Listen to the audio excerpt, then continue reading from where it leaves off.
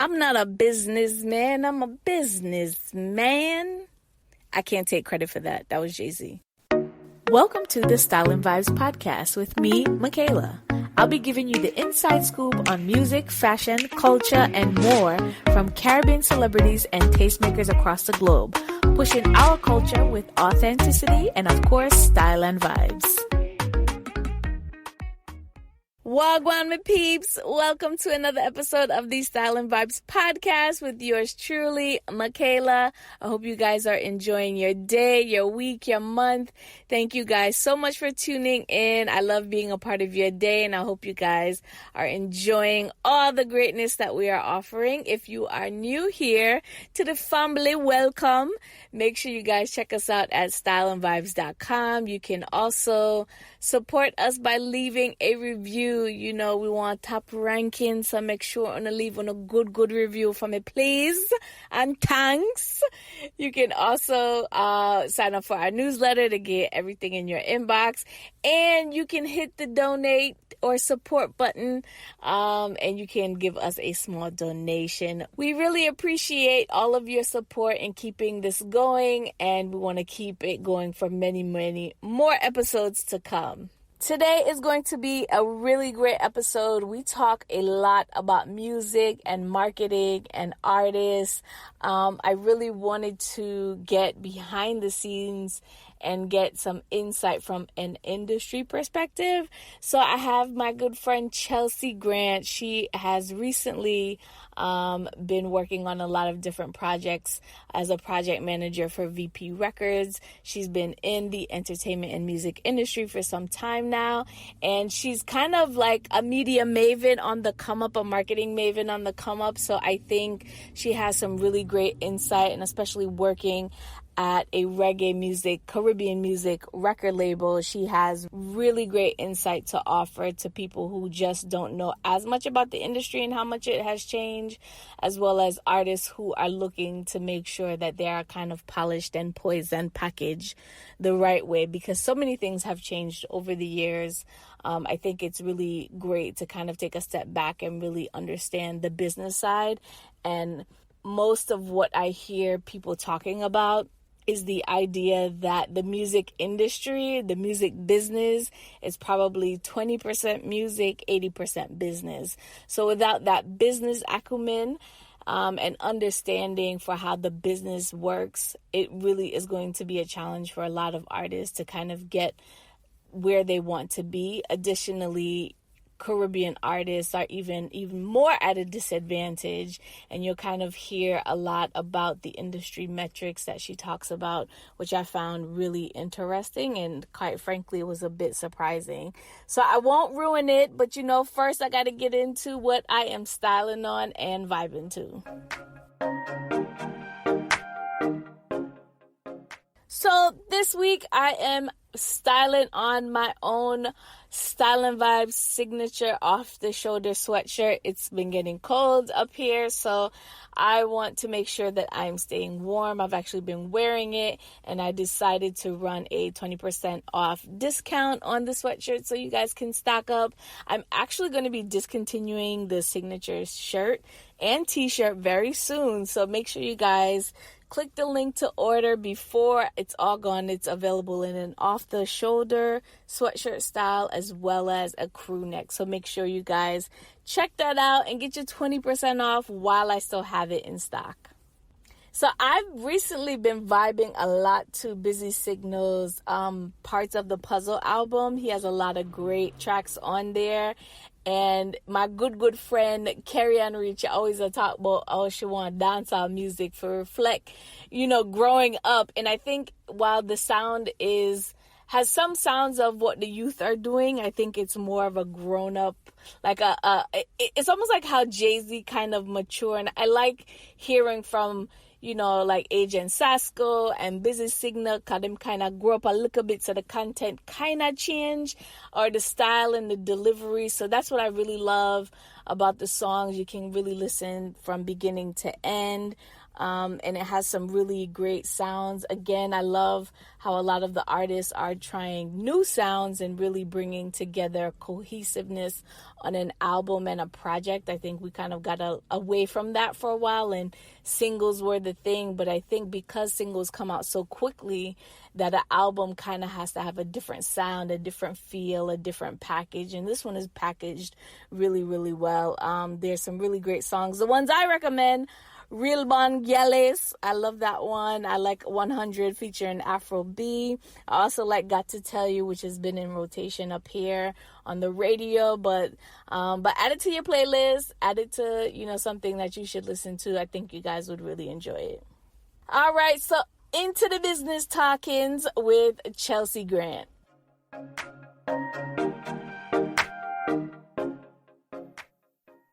All right, so welcome everyone to another episode of the Style and Vibes podcast. Today, I'm going to have so much fun talking to my guest, Chelsea, aka Chelseafied. So Chelsea is a music industry exec? Chelsea is a music industry maven, I guess you would say. She's been working in the music industry and in media for years now, and she's kind of come full circle at her new position. Well, it's not so new anymore, but at VP Records as a project manager. So we get a lot of commentary around music and marketing, and so I thought she'd be the perfect person to kind of sit down and have a little chat with. We get a lot of questions, and I think coming from a more youthful perspective of music, I know we always have a lot of executive opinions, and we never really get some of the more up and coming executives in the business as they're kind of rising. So I think this is going to be a really cool conversation, and I'm pretty sure you have a lot to kind of talk about. But welcome, Chelsea. Thank you. And thank you for the introduction. I'm really excited to chat with you as well, because I think, I want to be able to share the perspective that I have, of course, and just kind of encourage new ears for different opportunities within entertainment. Because a lot of people, I'm like project manager, they're like, what is that? So I'm glad to talk a little bit about what I do and, of course, marketing of the music. So yeah, we'll get to titles and all of that stuff and what that really means in the industry a little bit later. But first, you have to tell the people then which country you're representing. GT myself. I'm definitely repping Guyana. Both my parents are Guyanese, so that's where I'm hailing from. So tell me a little bit about like how you kind of fell in love with the idea of music and working behind the scenes. Like, tell me what that was like for you coming up. Sure. Being that I'm Guyanese, most people think that like my first love is automatically going to be soca. I was born here in the States, so my first love of music came from like whatever my brother was doing. So my older brother, he was into dancehall and he was going to Act Tree in the Bronx. So I was like, I want, whatever he's listening to, I was listening to, and that's kind of like where my love of dancehall started. So I definitely hear people that are like, are you sure you're born to Guyanese parents and not Jamaican parents? I'm like, nope, I'm still Guyanese, but I love my dancehall and my reggae for sure. She's an honorary for sure. So on that, yeah. give me a song that represents your personality. A song as a little icebreaker, Yeah. I would say I'm Still in Love with You, Sean Paul and Sasha. Aww. That's a sweet ass sassiness. Okay, that actually describes you pretty perfectly. So I have a story, Michaela. I will tell you about this story. So at a talent show, because I'm a lot more subdued and professional than I was in college, but at a talent show, I sang that song, and one half of me was Sean Paul and one half of me was Sasha, and I sang both parts, to that song, and I won. I need footage. And I won for sure. But no, that one, I'm definitely a hopeless romantic, and it's just like an easygoing, soothing song, but it still has that dancehall kick to it. So that one I would say would be one of my favorites, and also one that kind of describes me. I like it. I like that. I'm gonna ask this question more often because this is interesting. Yeah, I like it too. I was like, okay, I definitely have to think about that one, but I was like, oh, that one stands out for sure. For sure. So in terms of, now you told me about like how you kind of fell in love with the music itself, but how did you kind of start in the industry and knowing that you wanted to work in music and in marketing specifically? Sure. Well, I was an English major, which is another shocker to people. But for my internship, or before I started my internship at Jamrock Magazine, like about 11 years ago, where I met someone named Michaela as well, I wrote down a few people that I wanted to meet. And David Anarchy was one of the persons who ran Jamrock Magazine. I was like, I have to meet him. He's on the radio. He sounds so cool on the radio. He knows all the people in the reggae industry. Like, I have to meet him. So I would say, as far as being in entertainment, that internship blossomed a lot of things for me. From then, I went on to writing for different magazines as well, doing my own radio show, that kind of thing. And then eventually, many years later, I'm back in this industry, but in a different type of position. You know, I'm like in the sorority now, or I would like to say. For sure. So tell me a little bit about how you kind of transitioned into VP and being a project manager for VP. For sure. You know, one of the things that I like to highlight is sometimes things don't always happen on your time. You know, so I interviewed with them maybe 3-4 years ago, and I didn't get the position that was there, but they kept seeing me everywhere, working with different DJs and artists and showcases. And you know, one day, like out of nowhere, they gave me a call and like, you know, we have a job for you. It's ready now. So it was like a 2-year long process to get the job. But the thing is, I just kept working in the industry, even though I didn't have that title or the company behind me. So I really just found opportunities that made sense. There's someone that told me that you can't be used if you're not useful.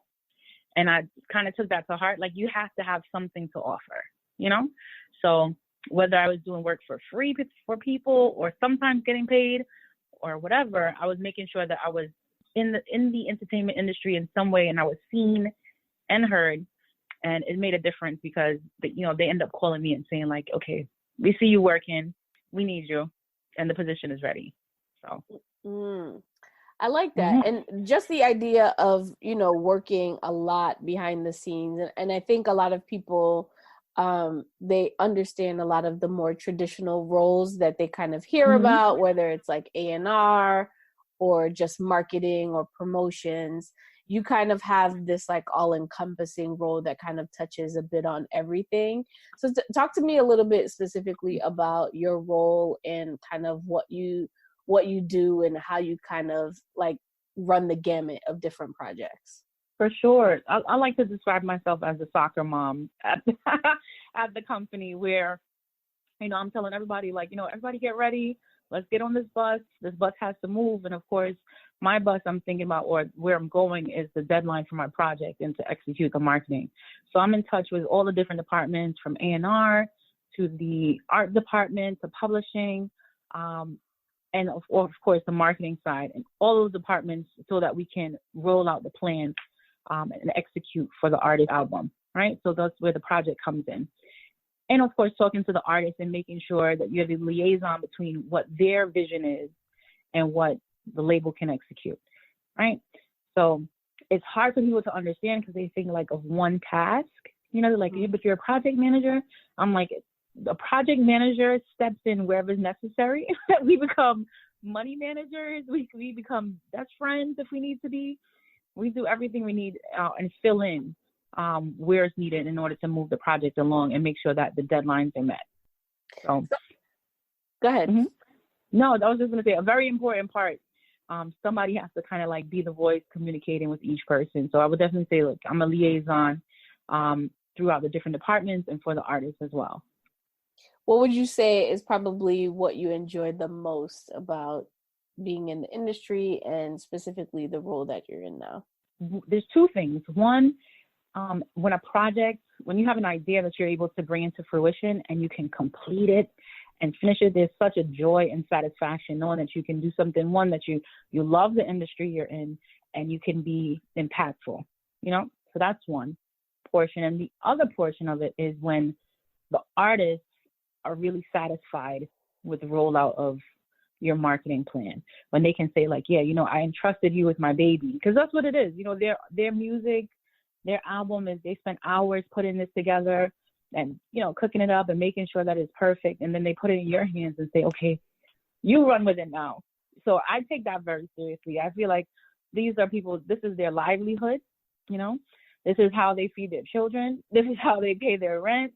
And I could attest to like having to make sure that my things are in order. So I just want to be a good representative for their product and for their baby, So when they're satisfied, I'm like, okay, I feel like I did a great job, if they're satisfied. Mm-hmm. Sure. Tell me a specific project that you've executed that you want to share with the people then. Sure. The first project with my name on it was Christopher Martin's album, And Then. And, we watched, of course, to see if when the Billboard report came, to see if it would be at number one. And when it hit number one, like I got the email, I clicked it open, I jumped up on my desk, and I'm like, yeah, that's what I'm talking about. Like, and everybody's looking at me like, are you crazy? And I'm like, no, I'm just really excited. I'm really excited that we put a plan together. We put the hard work in. We had the artists come up. We went to different schools, visited kids. There's a lot of different things going on to get that done. So that was one of the ones I was particularly proud of, being it my first. And then, of course, it hit number one on the Billboard charts the first week. So that was awesome. So in terms of now that we have your entire background, now we can get into the meat of this conversation, talking about music and marketing specifically. I think so much has changed even in your time in the industry in terms of music and marketing. What are some of the challenges that you see that Caribbean music, dancehall, reggae, soca, are facing in comparison to their larger industry, like hip hop, and or are the issues the same? And it's just more or less a music industry thing. I would say one of the things to take a look at is the purchasing power of the music, right? So reggae music or Caribbean music makes up for 1% of all the purchased music in America. So though for us as Caribbean people, this is our bread and butter, this is our livelihood, like we have reggae music flowing through our veins, when it comes to the dollar amounts behind it, we're still a niche genre, right? I don't even think people even comprehend how, like 1%? Like 1% of 100, right? Wow. So for me personally, when I take a look at stats like that, I'm like, the challenge for us is that we're a small voice compared to all the other music out there. So like other genres like hip hop and country, those make the most money, so they can demand more things. They can demand the attention of the media more so than a niche genre like reggae or dancehall, and then soca after that, to be honest. I think it's so interesting because I think culturally, the Caribbean has offered so much to the industry as a whole, that I think that really puts it into perspective as to why we haven't seen it progress as far as in our minds we think it should be. Right. Absolutely, because you see, country for a long time was the best-selling genre. And as hip-hop started to outsell country, then you see people like Cardi B in the Super Bowl commercials, and it's okay. Why? Because they know what the purchasing power is like. When we start to, as a community, start to support our artists more and actually purchase the music and purchase the concert tickets, etc., and they can see visibly the impact, because as you're saying, we make an impact for sure, but can we prove it in dollars? And that is what kind of is going to gain our respect in the media world. They'll sample our stuff, they'll sample from the Caribbean people, but if we're not buying the records, supporting the artists, and we can't show them that we are making an impact as far as their language. Wow.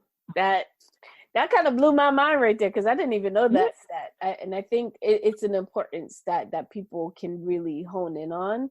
Because like you said, I think from a media perspective, it it's really cool and it's really trendy, but it's not equating to the dollars that and the potential that it hasn't even like bridged the, like, you haven't even, it's not the tip of the iceberg in terms of, so we have no shortage of talent, but I think the purchasing power is important. Now, I also believe that we haven't, and we talk about crossover a lot, and a lot of artists that kind of come to mind is like a Sean Paul, a Kevin Little, a Cranium. Those are like a few that kind of cross over into different spaces, but we haven't had like a huge movement that has been consistent. What do you think it would take to get us there? Like I said, I feel like we have our few people that they hold on to. Like when you listen to Hot 97 or one of these radio stations, you're like, why are they playing old dancehall from like 1995? Like, why are they not playing new stuff like Squash and TJ? Like, there's new stuff out there. It really just goes back to the purchasing power, because those persons that you name, like Sean Paul and Cranium, are really anomalies, right? They're like the few people that are actually able to cross over. But as you can tell, there's no shortage of hip hop rappers. Like a new one can come out, like Pop Smoke or someone else, and immediately they can go into rotation. But it's constantly a fight for us to make sure that our artists can be on radio and be right next to a Drake as far as the rotation is concerned. And also like the top media spikes for different websites, whether it be a Complex or a Genius or etc.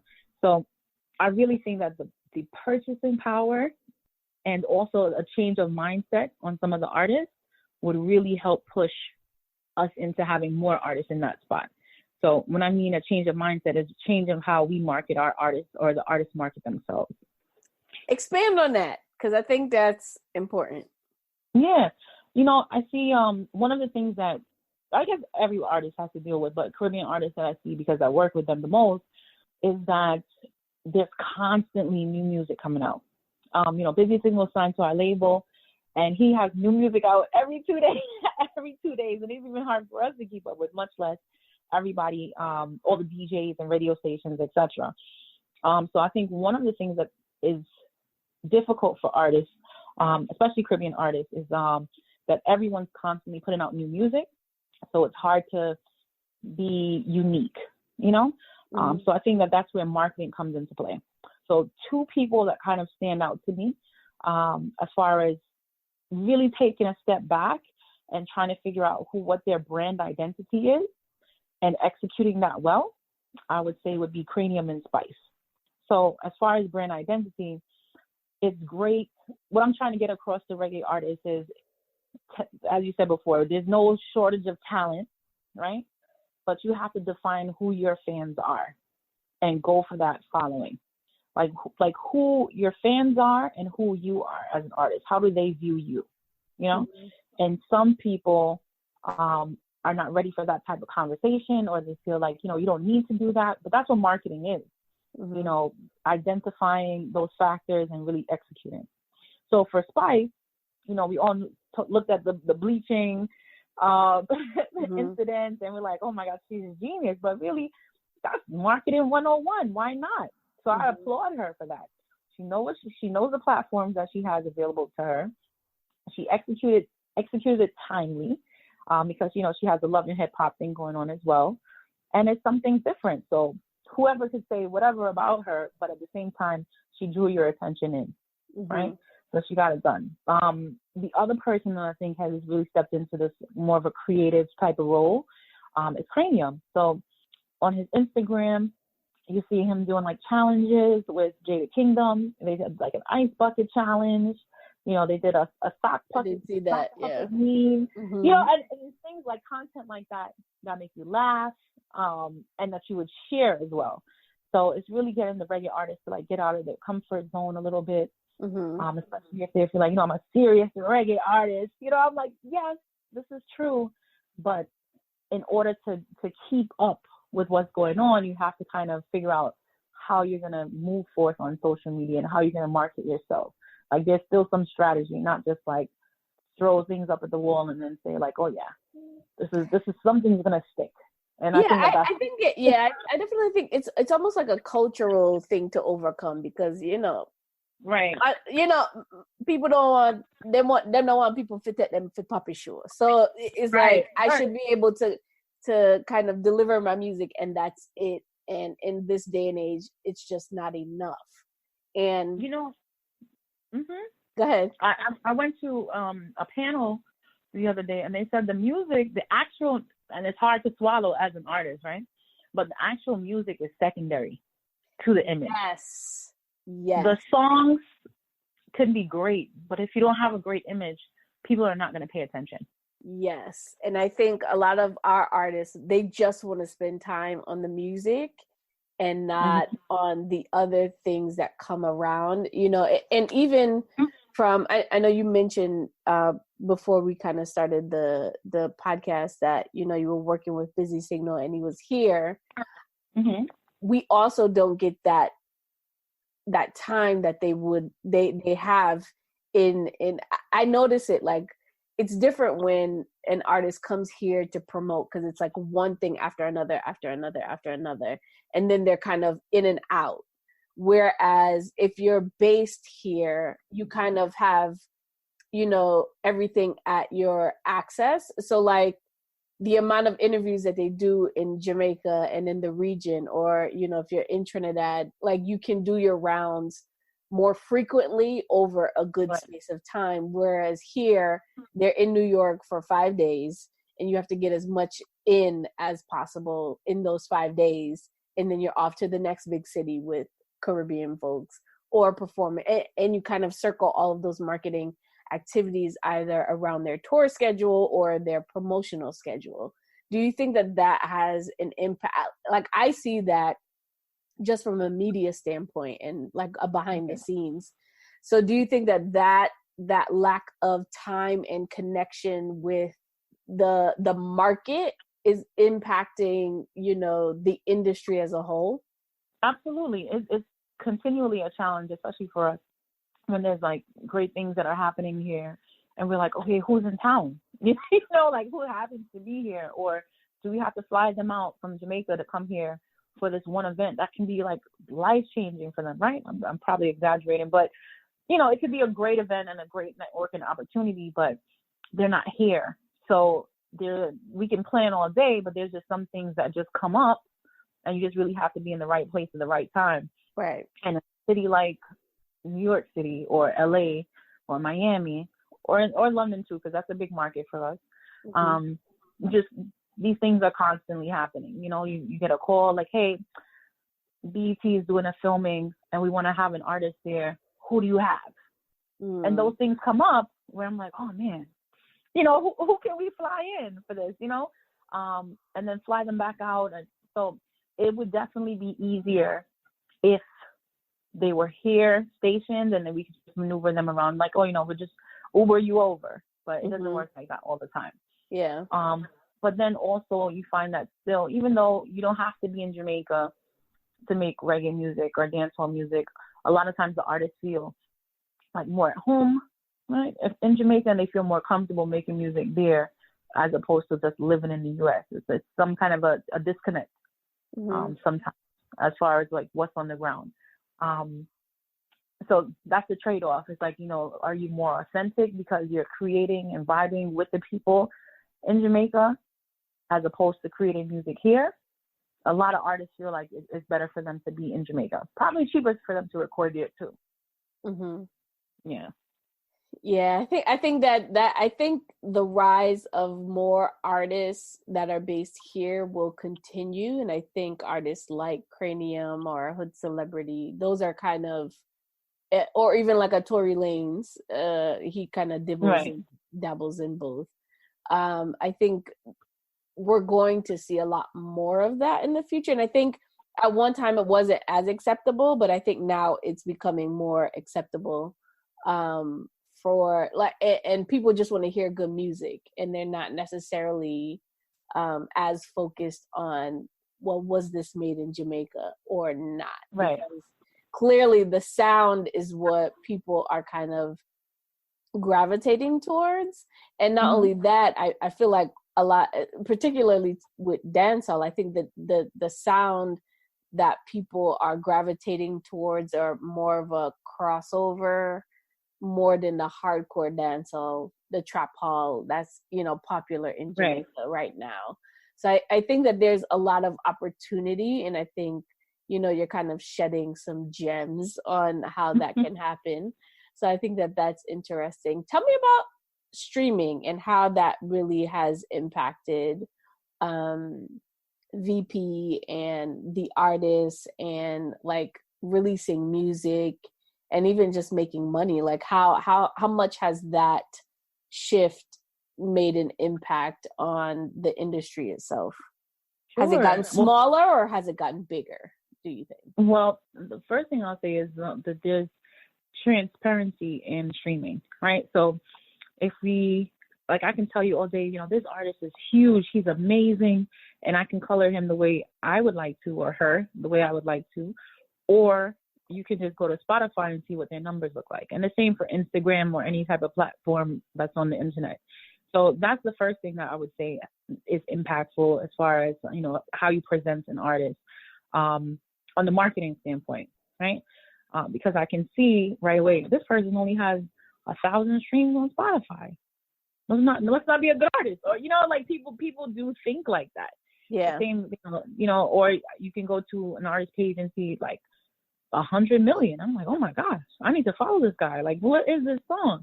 So that definitely happens, right? So I think transparency has definitely affected the way we communicate about the artist and the way we market the artist, because you have to figure out creative ways to sell them, right? Mm-hmm. When it comes to different platforms. So that's one. And then for streaming, for the artists, streaming, they make less money from streams than a physical product, right? So for that, people argue whether streaming is a good or bad thing.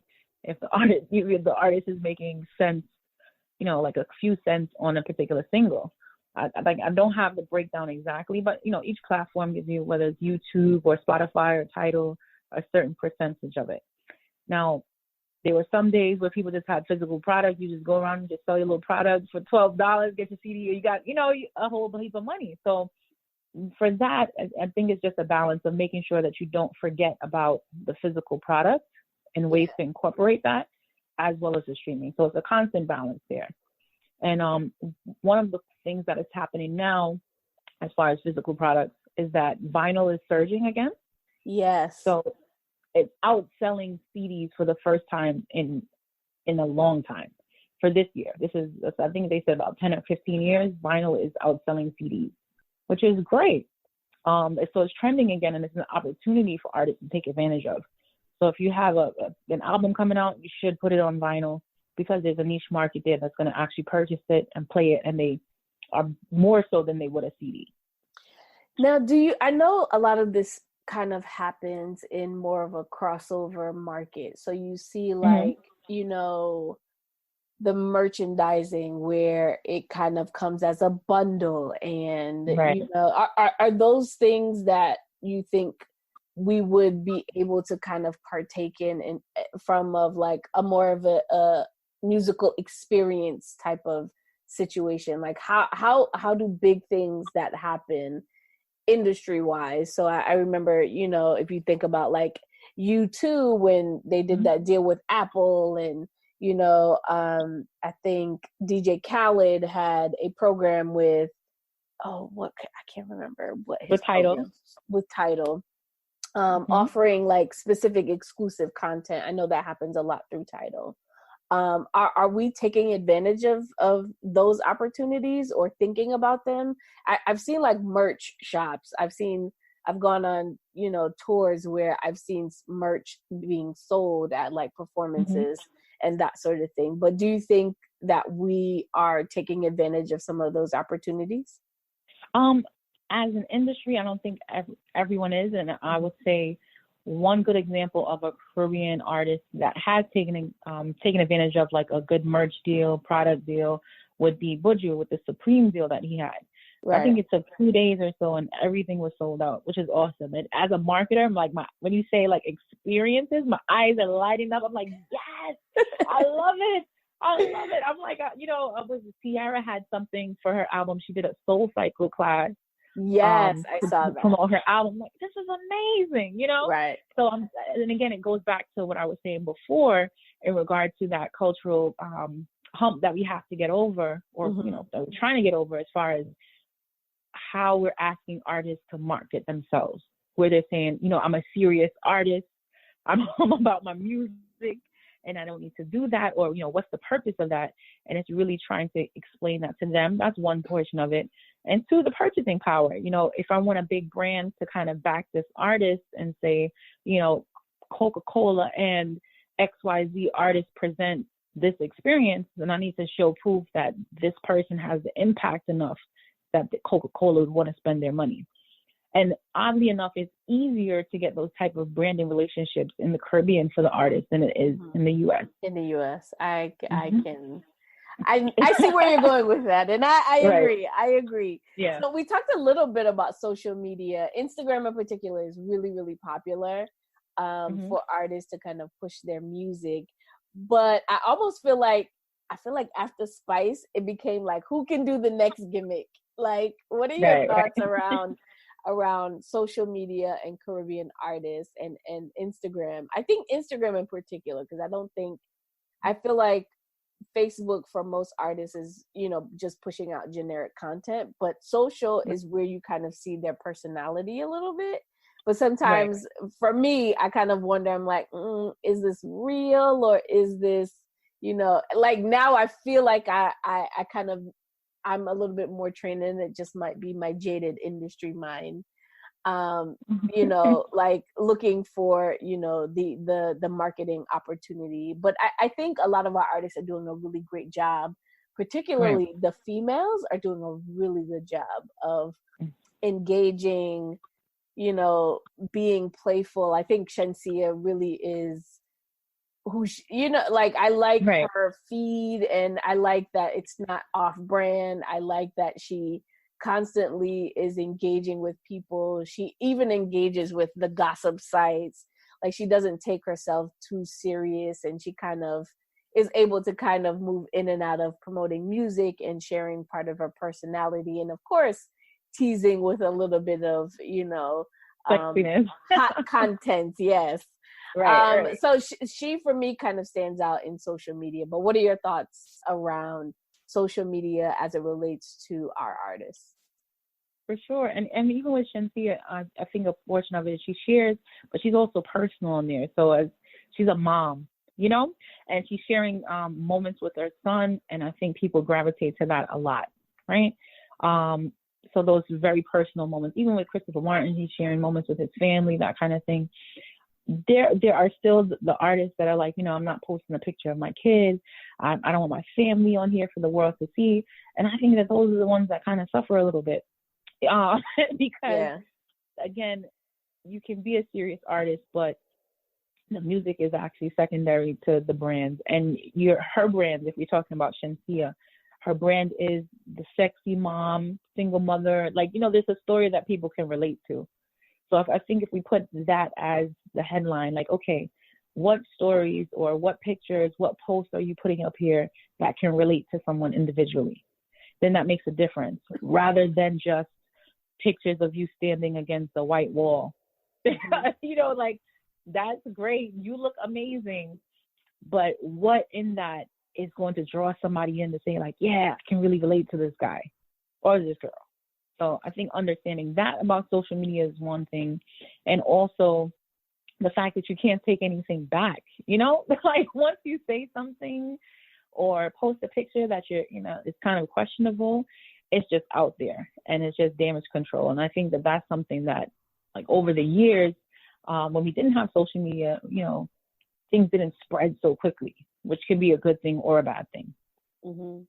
Yeah, you are offering up all the gems. I was gonna ask you if you want to share any tips, but I feel like the whole conversation was a whole lot. I was ready to talk to you. I was ready to talk to you. This is good though. Yeah, for sure. But I mean, even though I think you're offering a lot of perspective, not only for artists but people who want to be in the industry. behind the scenes. And I think that there are a lot of opportunities, even if you're not directly working with a label, but even a lot of people just around the artists, it's an opportunity to, you know, understand more about the business side, right, and bring something to the team or to the table. Because I often think that lack of knowledge, of understanding, really, it's not necessarily lack of knowledge, but, you know, like you said, that push can kind of come from someone that is a little bit closer to them, from an artist standpoint. So I think understanding some of those aspects as it relates to coming into a US market or a European market or wherever, is going to be key for expansion of Caribbean music as a whole. Oh man, this was so much fun. So tell me about anything that you're working on upcoming. It could be personally, professionally, but let me know. Yeah, well, right now we're promoting Busy Signals album, so I'm project manager of that. And we're pushing that in different markets, of course. So make sure you go stream it and buy it so we can up our purchasing power. Buy it for sure.